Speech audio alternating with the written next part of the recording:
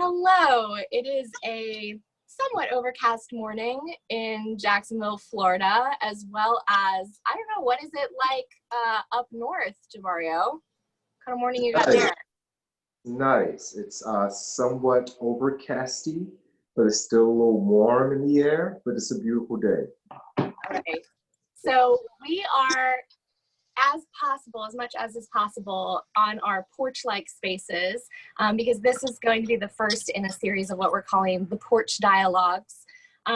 This kind of liminal space between inside and outside that we're appreciating a lot more as we continue to spend more time inside or in our home bases a lot. Phase 8 is committed to continuing to create and to have creative dialogue despite quarantine necessity. So this is part of that initiative, and we're here to talk about some of the governing principles, goals, opportunities, challenges that come along with this brave new world of trying to continue to be creative in our less than usual spaces and circumstances. So let's do a round of introductions who we have on the call to talk about remote theater possibilities today. And let's go ahead and start out of state. So Jamario, tell the people who you are and what you're up to at the moment. Yes, I am Jamario Stills. I have the title of being the founding artistic director of this wonderful organization. I'm a maker, full stop. I make theater, I produce theater, I act in theater, I direct theater. I'm a maker. And so Phase 8 is an extension of that conversation vis-a-vis our performers based in Jacksonville, Florida. And to Kelby's earlier point, we are pushing the boundaries of performance. And it's really great and delightful to be here with you all. And I look forward to the discussion. All right, let's hear from Sam. Hi, everyone. I'm actually on my porch space, so you see I'm trying to keep it muted as much as possible. I'm Samantha Corbett. I'm a member of Phase 8 Theater Company. I started as just an actor, but I've gotten to move into other spaces and do some stage management and work behind the scenes with the company. And most recently, I worked with the company on Kitchen Monologues.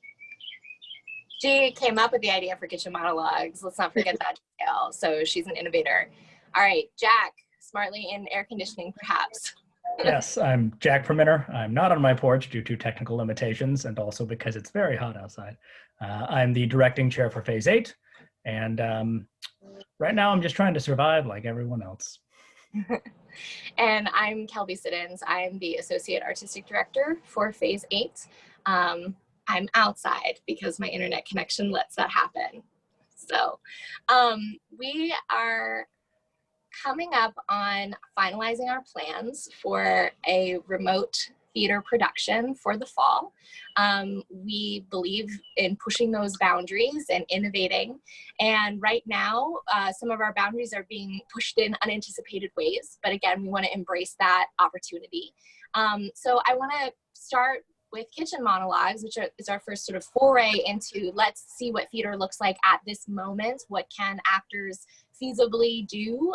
How can we continue to be creative but still have a defined frame or container?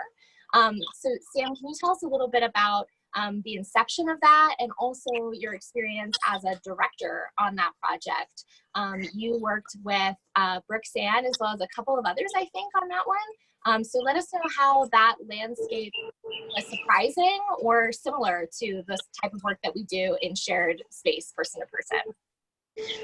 So Kitchen Monologues was really the brainchild of quarantine craziness and spending a lot of time in unexpected places in my house, talking to myself. And it was a lot of fun working on it, but it was unexpected in the way that the directing process is always very collaborative, but it was unexpected how collaborative it became, doing it completely distanced from each other.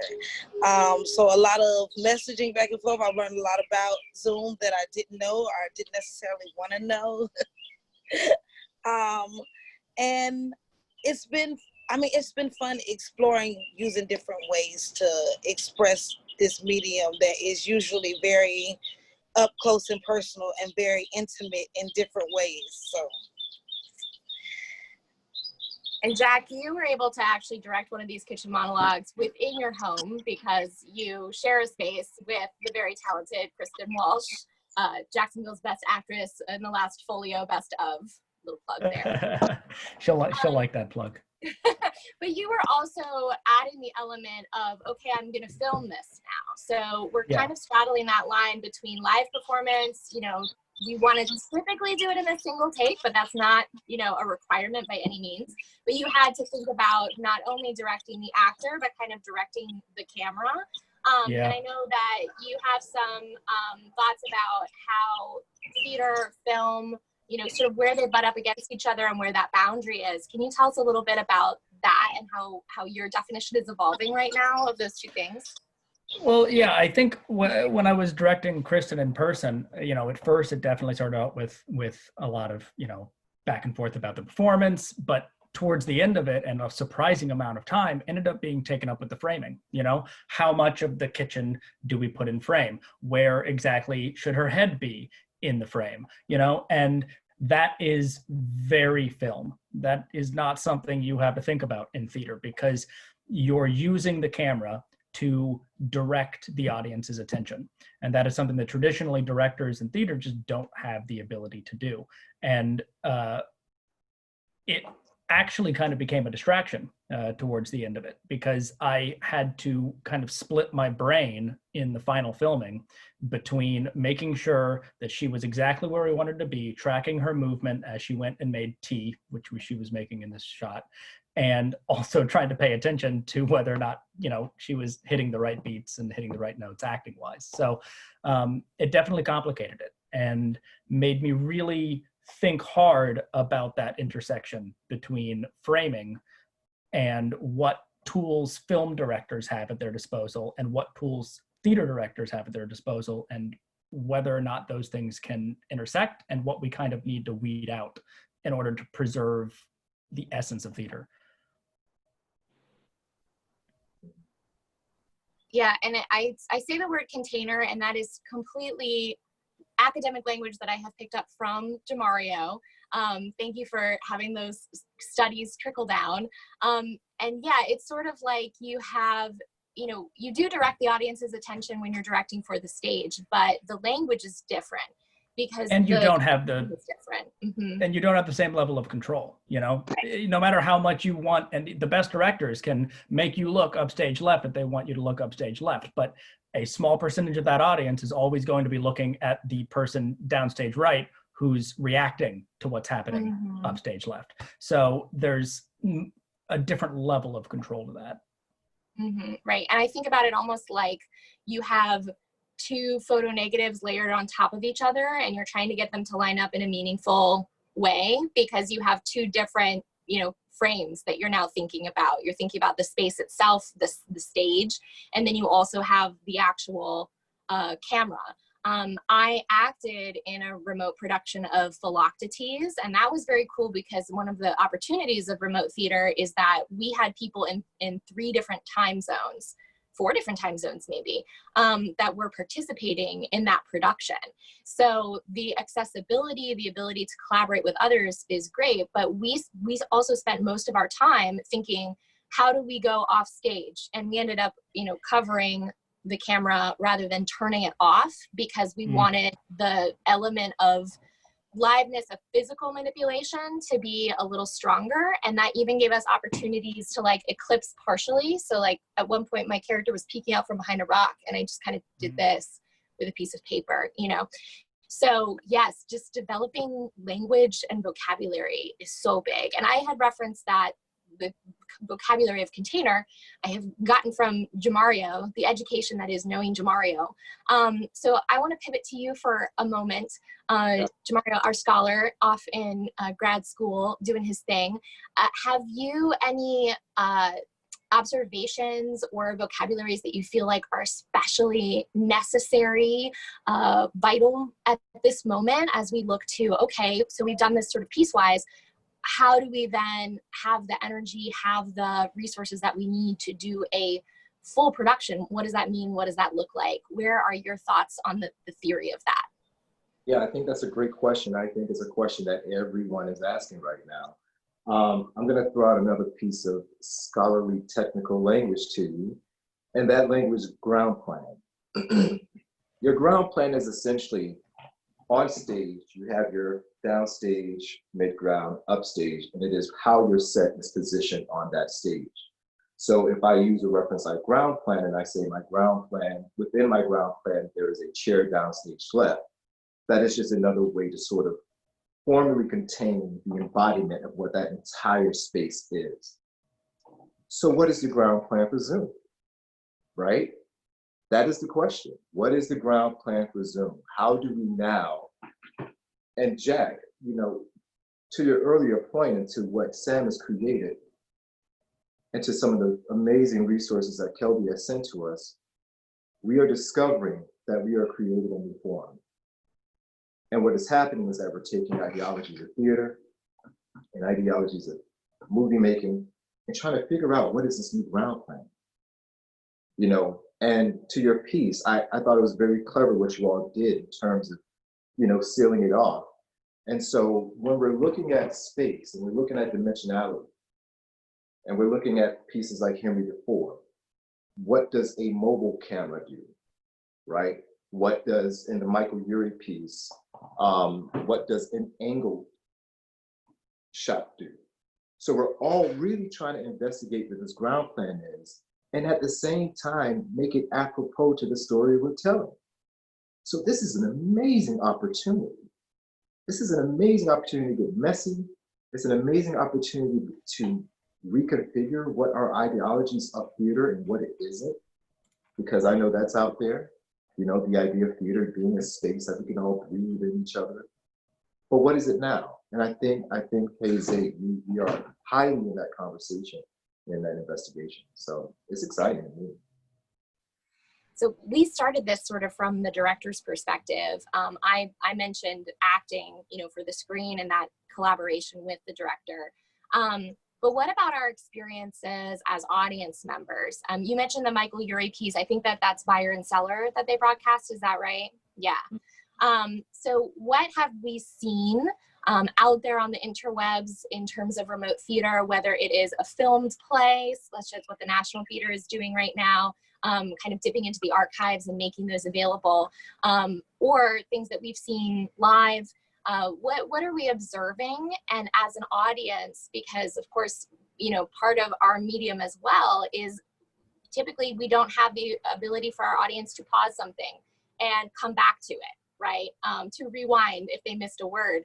There is some element of liveness still that we're trying to preserve. And so we think about the audience experience, and that 2-act structure with an intermission break that's very traditional is about catering to some of the realities of being an audience member. Where do you get fatigued? What are your needs? So I'm wondering what needs we are discovering as remote audience members and how that might fuel our storytelling as we try to retain some of that theatrical liveness. And this one's for anyone, so let's get into it. Well, I'm very interested in audience experience through this, and I think this speaks to a couple things. First of all, it speaks to me to the ephemeral nature of theater, right? Jamario had mentioned something a little while ago where he was talking about he is a maker, and he mentioned before that means that he's not worried about coming to a final product. You're always developing, you're always making, you're always creating. And that's true. As actors and as creators, there's never a final product. But as an audience, there is that final product. It's the moment that you see it. Whatever the final product exists in the mind of the audience member that watches it live and right there and then.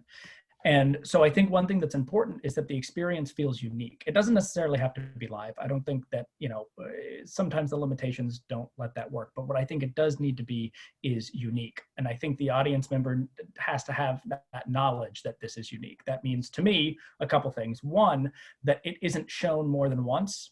And if it is shown more than once, you film it a second time for that second audience, so that every single performance that different audience sees is unique and special and different. And second, that you don't edit it. As an audience member, when I know that something's being edited, it immediately feels like film. And it immediately feels like it doesn't have that excitement that live theater has. And as an actor, I think that that's the case too. I think anybody who's been an actor in more than a couple shows has had that moment where somebody drops a line and you have to scramble in your head without showing it on your face to repair the scene and to keep going. And with editing, I was in a performance of Artifice Girl by Franklin Rich. And it was more of a stage reading. It's more of a film spec. So what we would do is when we messed up, we would, flub our lines, and then we would pause, go back, start again, and he would edit it. And I don't think that works for theater, because I think it robs the audience a little bit of that magic of the live performance. Even if it's filmed live, it's better than having it edited and having the ability to go back. Whatever happens, and that's theater, and that is, as an audience member, what I like to see. Mm-hmm. That element of risk taking, Yes. is something that we've discussed in the past as being part of the pleasure, the virtuosity of coming to see a performer in not film but theater, and also something that we want to make sure that we value and make space for as a company, rather than being so product focused that we forget to innovate, because that can definitely be a side effect of that. But it's interesting, as an audience member for Artifice Girl, I was still very grateful to watch it after the fact, because I had a conflict with the night that it was performed live.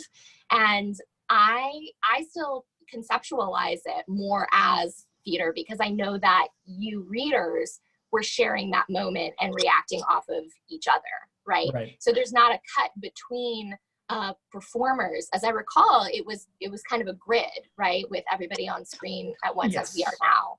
Yeah. So to me, that still preserves some of that liveness, and the editing process, when it's not known to me, I can still appreciate the way that the actors are playing off of each other. Okay. Yeah. So, yeah.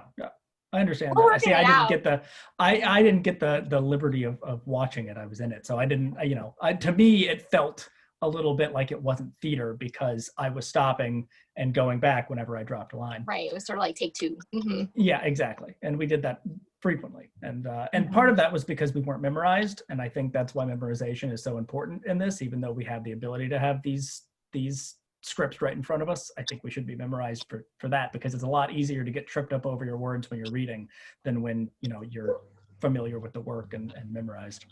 Mm-hmm. Yeah, I'm interested in Demario and Sam's take on the great memorization debate, because it definitely, in strange times when you're asking actors to put the energy into the screen, which has a fatigue element to it as well. The additional task of memorizing, right? There's that virtuosity that we want to see, but that can feel, I know I was grateful to be reading my lines when I was in Philoctetes, for sure. We did that in about 4 rehearsals as well, because we didn't have to have the time for memorization. But Demario, what are you seeing in your remote projects right now? What's the ethos there? And Sam, what are your thoughts? Yeah, I'd love to hear what Sam thinks first. Okay. Well, as an audience member, some of my favorite things, because I think watching a screen kind of puts us in a different perspective than we are when we're watching a play anyway. So some of my favorite performances have kind of acknowledged this new container that we're working in. So whether it be, having a fight scene, but only with the person in the thing next to you, or whether it be generally accepting that, hey, we're on a Zoom call and this is the conversation we're having, and now this is how we're meeting. Those kind of things to me make it feel more like theater.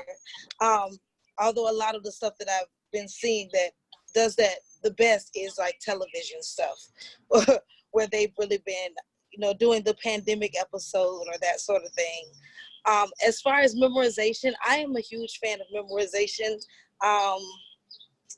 but I don't know that it's necessary. You're right, when we're talking about people working in a whole different medium, and sometimes now our actors are taking on our own lighting and making sure our set is straight and it's up and that sort of thing. We might want to give them the opportunity to glance down or look away. But personally, I feel like when we're not memorized, being memorized gives us the opportunity to really engage more with this dead, lifeless camera we have in front of us and give even more of ourselves. So I'm a huge fan of memorization too, Jack.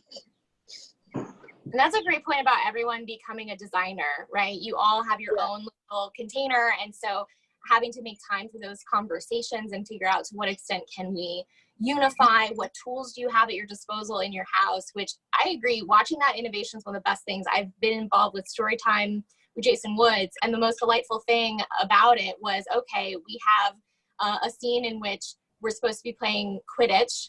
How do we do that? You know, and so people would have egg beaters, right? A wisp, you know, as the beaters, I think is what they're actually called, to hit the bludgers in those games, that sort of thing. So the transformation of the household space is also something that has been really interesting to see. So whether we're trying to really use the collective imagination to make something different happen with limited resources, or whether we're acknowledging the limitations and using that as a story opportunity, I'm really excited about both of those as well. So Jabari, did you want to chime in on that with Sam's thoughts? Or Yeah, I have some thoughts on it. I think we also should consider the intelligence of the audience. You know, we've been asking audiences for years to suspend their belief, and so this is just another way of doing that. We do it when we're watching film. We do it when we're watching, and also to consider, you know, referring back to some of the research you sent. Just, you know, this is not here to replace theater, right? You know, this is another thing. And to Jack's point about framing that as, you know, ushering the audience in with the ideologies and the rhyme and reason behind why we're doing this, giving them a framework to enter into the space helps to contextualize what we're doing, their participation in it, and how we're going to tell the story. So I think given the newness of this, we can't expect people to just open Zoom. We have to do our parts as makers to programmatically bring them into the story, even before the story begins. And so that's a point of it could be deemed as a point of marketing. It could be deemed as a point of entry artistically, but that is something we should consider before getting them into this new live theater space. Another thought I was thinking about was, you know, how democratic theater is. You know, it's always been a space to just give it out. It is for the people. One of my heroes, Oscar Eustace, who the Apple family. You know, I don't know if we'll get a chance to talk about that, but that was just some incredible work, really, really strong work on this platform. And, you know, he often talks about, you know, in the public, you know, it's all about giving it away to the people. So let's ensure that we're not in our sort of, I suppose, elitist ideologies and mentality of what theater is supposed to be. How do you know? How do you don't know? Theater's been evolving for centuries. And I'm talking pre-colonial theater in Africa as well, by the way. And so I just want to just put that out there in terms of the usage of it, our task of artistically ushering the audience into this transformation and ensuring that we really exploit it in a way that we couldn't do with theater. We're trying to find the mechanisms and the tricks to keep them engaged, not just by way of just telling them a story, but what is the meat? You know, a lot of those pieces you said, let's talk about the discussions, the post-play discussions, and how lively that was. What can be borrowed from that experience to keep the audience engaged with the real thing? So, yeah, there's a lot of thoughts there, but I feel like this is a unique opportunity to stretch the art. Yeah. And that's what it's always about. Yeah, and thank you. That was a beautiful segue. Also, I wanted to talk a little bit about access and inclusion as well, and how this medium kind of opens it up. I'm so appreciative of having been able to see, for example, so many national theater productions, you know, filmed version, granted, that I would not otherwise have had access to. I remember interning at theaters in Chicago and learning about their extensive archives of plays. and how I couldn't go watch them, you know, on a whim, because, you know, they're kind of guarding their history, their product. They want to keep the liveness of it, so that people continue to come to the theater. I think sometimes that there's a fear that if we open up access in another form, and as a playwright, I get that, because I would have a concern that if you just broadcast a live, you know, a version of my play, someone captures it and then wants to reproduce it without collaborating with me, right? But I think that maybe there are some things that we can learn from this remote moment and take into the future that will make, you know, just actors in Jacksonville more able to participate in a process.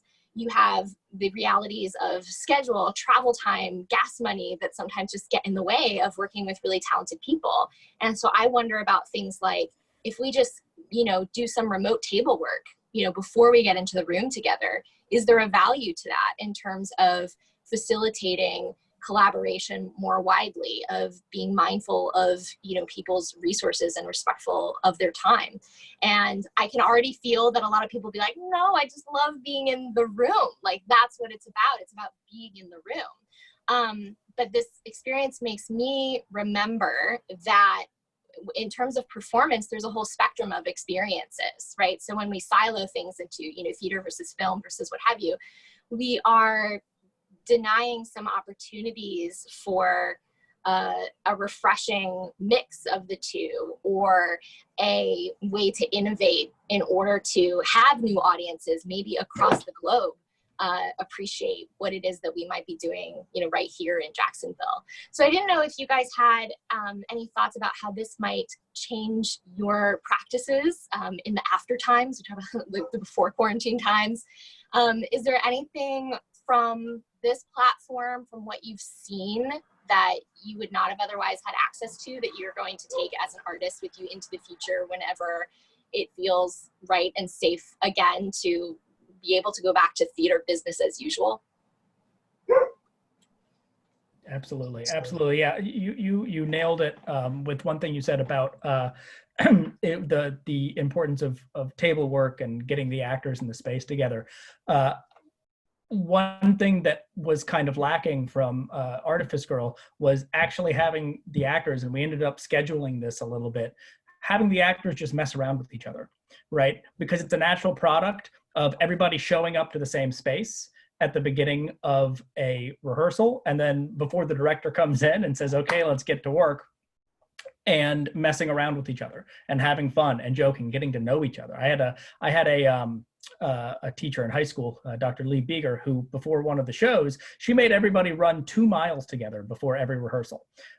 We ran through the neighborhood around the school. And that was to make sure everybody had this, like, I don't know, communal suffering that made us closer as castmates. You don't need communal suffering, but she did really understand that in order for actors to have chemistry together, they have to like each other, and they have to not necessarily like each other, but they have to know each other and be comfortable with each other.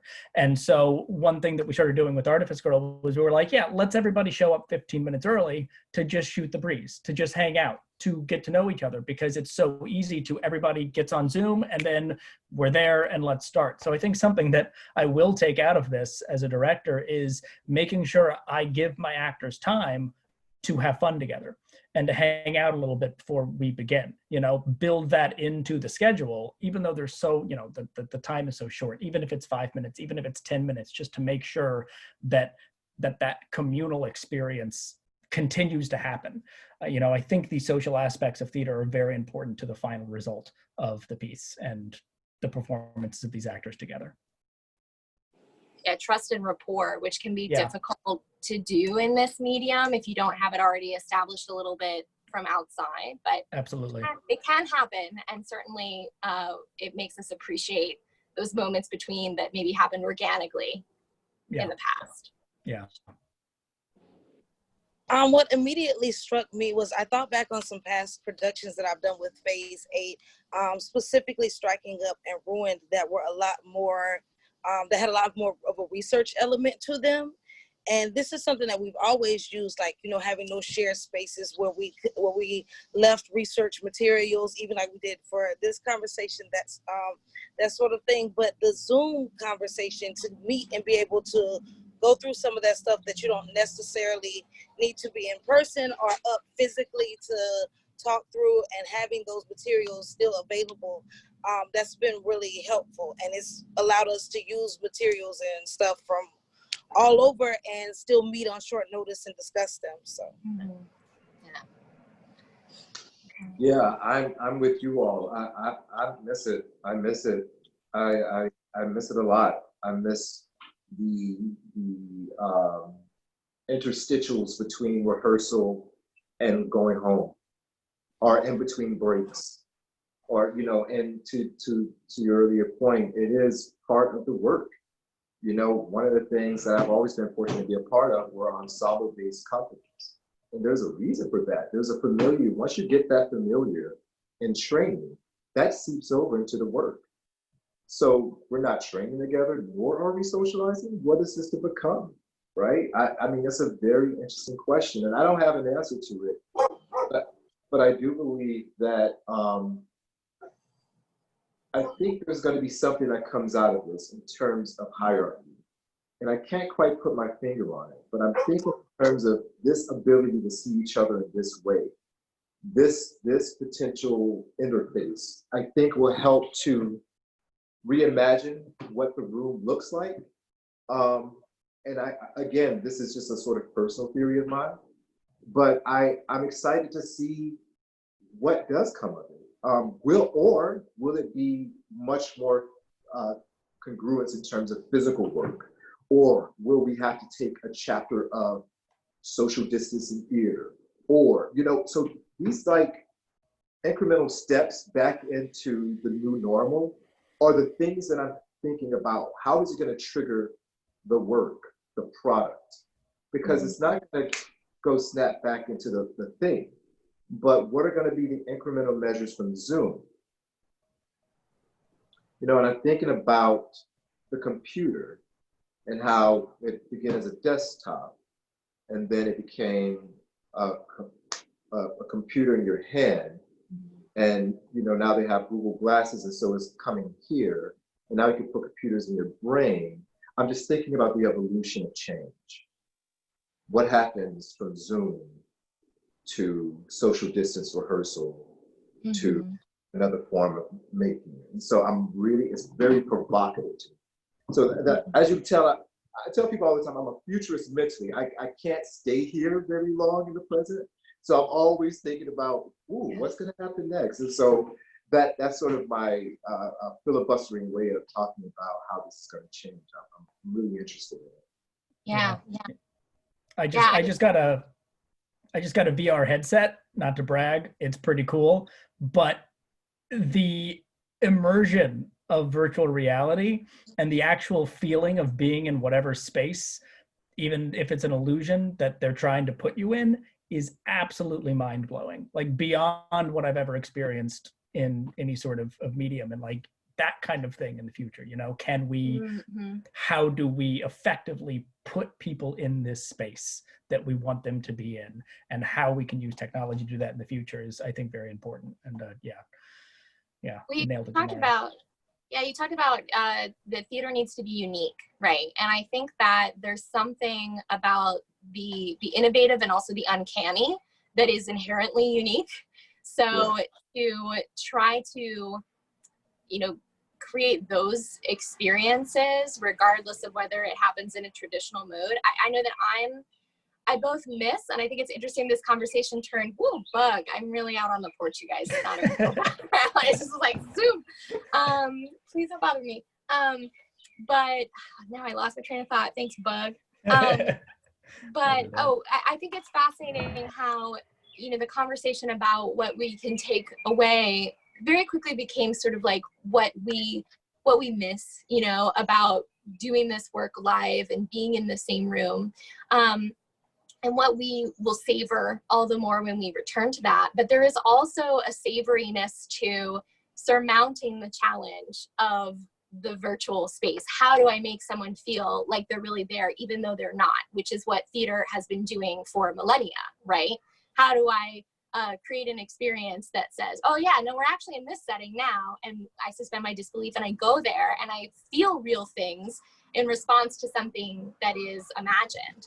So, you know, Jamari, you mentioned sort of the physical nature, and I definitely miss the opportunity to do things that still seem kind of radical in theater, like using the sense of smell that the audience has. You know, can you actually have bacon cooking in that scene?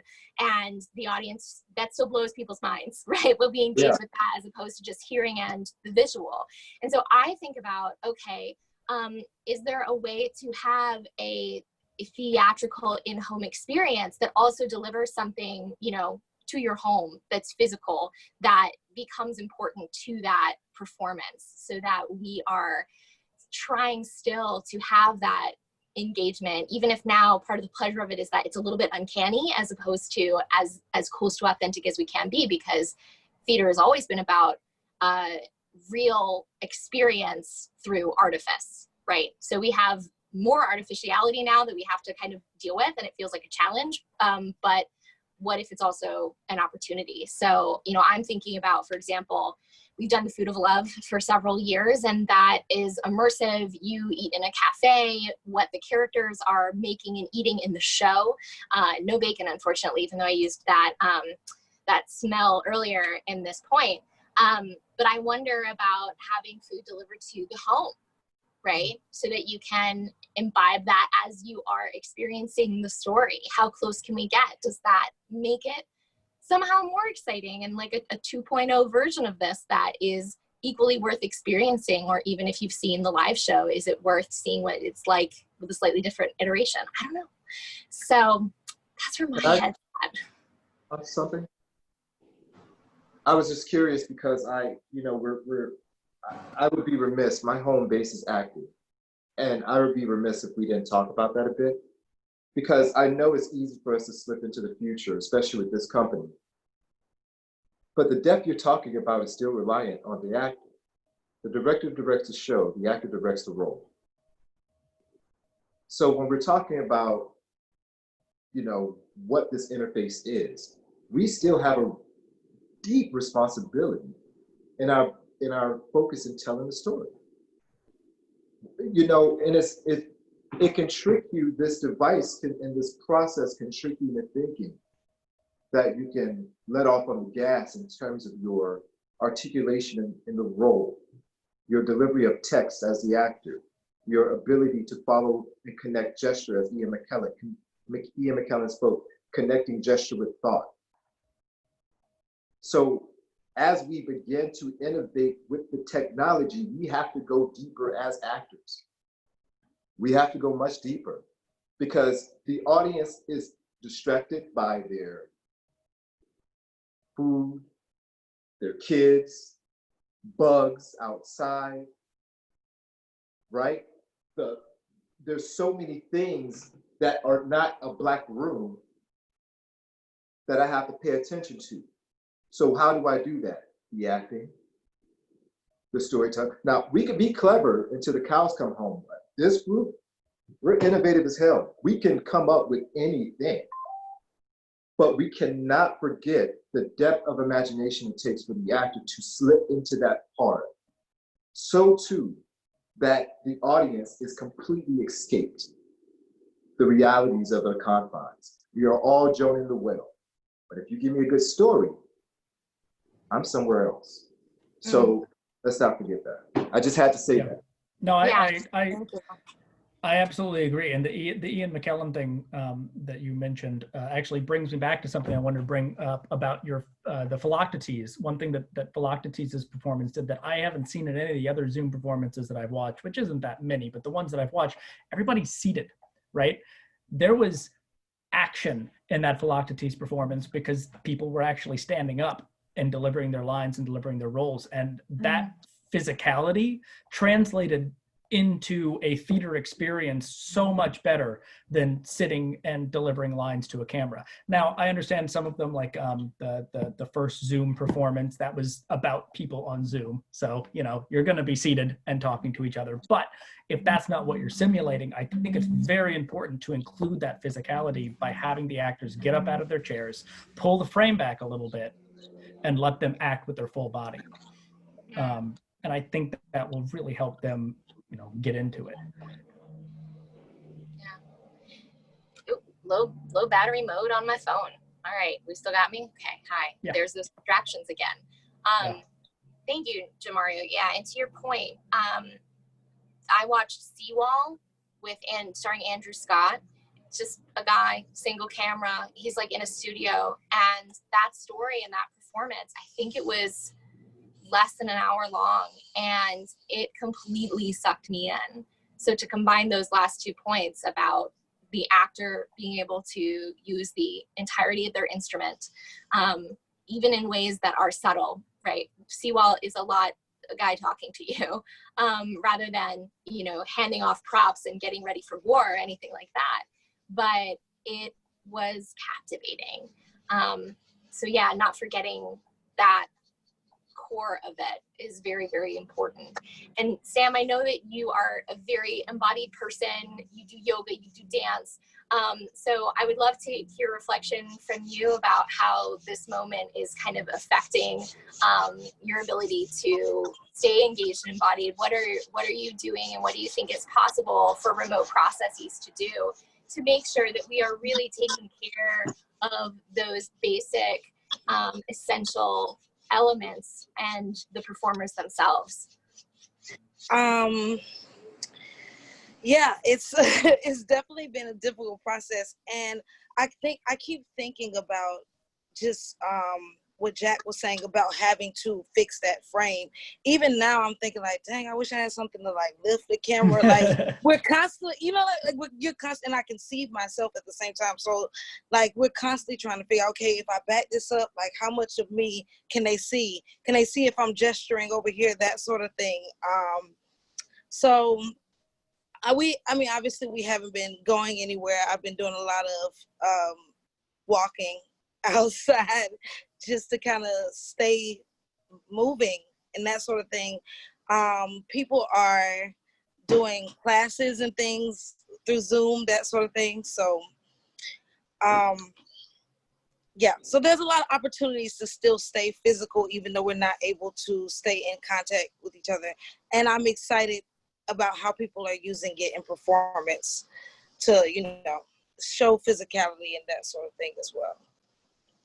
Yeah, if we can do remote yoga classes, then we can definitely still use this medium to have the actor find the character body. You know, it's something that we want to make sure that we don't skip just because it seems like it's possible to be more efficient. Yeah. Well, that's kind of my list of questions for our first foray into the porch dialogues. Is there anything else that is on you guys' mind, or a particular source material that you wanted to highlight as something for our audience to check out, or that you want to hear others' opinions on now? I know Ian McKellen. Yeah, the Ian McKellen one's great. The one that really resonated with me was the opening the screen on live video theater. That article I thought was summed up a lot of the problems faced in transitioning to remote theater very well. It was a very well written article, and I think that people should definitely give that one a read. Yeah, I actually really, I mean, you can't go wrong with anything from Howell Rouse. So that's just number one. And I also want to commend you for, Kelby, specifically for the sources from which you got this material from. By the way, students out there who are stuttering, you know, who want to ensure that their source material comes from efficient sources, Wikipedia can only get you so far. You know, if you want to go to the bottom of Wikipedia to find out from which to get their sources from, be cognizant of that. But I just want to commend that. I actually appreciate the satire. I appreciated the sort of defeatist and pessimistic ideas that go into this thing, because I am such an optimist. I think I needed that, you know, in order to like continue to keep me balanced and rounded, you know. And I think, quite frankly, that level of thinking is going to be something to consider because, as you all know, I'm into mind esocentric stuff. It's because that's how we've been trained that theater is. And so what we're going to have to do is not only to challenge the status quo artistically, but also mentally, and be prepared as we continue to push the boundaries of performance, that there are going to be regardless. And that's healthy. That's healthy for a democratic artistic system. But I also want to highlight the importance of not placate to that. And so I appreciate that piece probably the most of everything. The how Ralph is so optimistic and positive. And I was like, yay. And then I read that, I was like, oh, there are all these people out there in the world, you know? And so it was really, really good and refreshing. And by the way, do I take offense that mindset? Of course not. I understand it. You know, I totally get it. And I think as we continue to move forward as an organization, you know, not allowing that to trip us up in terms of our innovation is important. So yeah, that was probably the highlight of all the pieces. Mm-hmm. Sam, any favorites? No, I've just been really enjoying watching the way different people do it. I've just been enjoying getting to suspend my disbelief in different ways and just see different things that I would like, oh, I would have never even thought of that. Just for me, just all of and I mean, Jack mentioned them using their entire body in the production you were a part of. I'm so tickled by all of the props that people are using, by the ideas of using the past props from one person to the next. Like, I'm just really enjoying watching people create. And I think that was really part of where the kitchen monologues came from. Just this idea of seeing how different people do it and how people embody it and take it and make it their own, and what that means for somebody who wants to make you laugh as opposed to somebody who wants to tell a more intimate story, whether somebody who wants to do it from their living room or in an actual studio space so they have a little bit more control over the design and the lighting. Like, I'm really just enjoying watching the different forms that it takes. Mm-hmm. Absolutely. There's something that's really enlightening, uplifting, energizing, excuse me, about being able to forget my circumstance for a second and funnel into a different story and someone else's experience and this character's perspective, as well as how the performers themselves are using their resources to get me to that point. So I'm really, really pleased and excited about all of the innovation that we've seen, all of the innovation that is to come. We've got more announcements to make very, very soon about specifically how we want to do that as a company. Jamar, you look like you got a word? One last thing before you sign us off, just one last thing for my directors, for everyone who's listening. I think in terms of how we create these pieces, the final thought I want to leave, because here at Brown, we do all these diagnostics, and you know, whether us as a directing cohort likes the piece or not, we say, we give it a tone yes or a tone no. And I just want to say that our environment, our lighting, our technology has to strike a very strong tone in order to make that strong, because there is a dissonance between how my framing in my container feeds my storytelling as an actor. And so I just want to just put that out there as we're developing how can we ensure that the tone of each box is strong enough to take us away. And that was my final thought. Thank you so much, Kelby, for joining us. Yeah, no, thank you guys. And remember, y'all, this is the first of a series, we hope. And so if there are other parts of this conversation that you're like, ooh, that's a little, I want to crawl in there and spend some more time there. Or if anybody who's listening at home is like, you know what, I want to hear about this and that hasn't been addressed, please let us know. Phase 8, the number 8, theater@gmail.com. We're really hoping to continue to be engaged in this way and have conversations because we are innovating, and that means shifting our mindsets, opening things up, asking those questions, and having these conversations, as well as creating the thing and doing the thing. As Demario wisely said, theater, it's not just something that is, it's something that does. And this conversation is part of the doing. So thank you for joining us, and have a great day, whether you're on your porch, in your house,